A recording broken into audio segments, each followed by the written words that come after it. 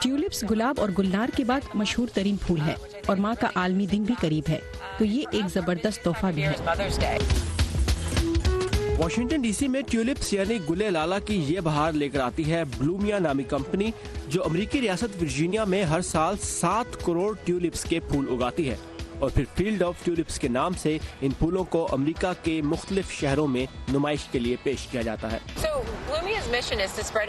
بلومیا کا مشن پھولوں کے ذریعے خوشیاں بکھیرنا ہے، اور ٹیولپ کے پھول چننا اور ان کے رنگوں کو دیکھنا بڑی خوشی ہے۔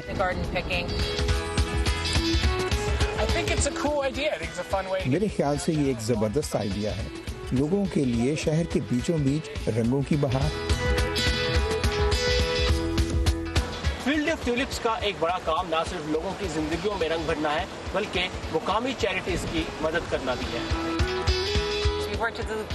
ہم لیکیمیا سوسائٹی مختلف فوڈ کچنز اور فوڈ بینکس کے ساتھ بھی کام کرتے ہیں۔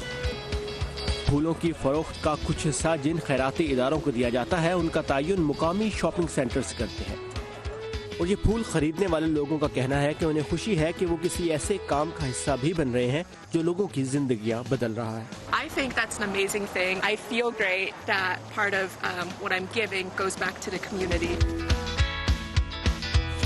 اس سال field of tulips Washington D C کے علاوہ ورجینیا، نیو جرسی، پینسلوینیا اور ریاست ٹیکسس میں ان پھولوں کی نمائش کرے گی۔ ثاقب الاسلام، وائس آف امریکہ، واشنگٹن۔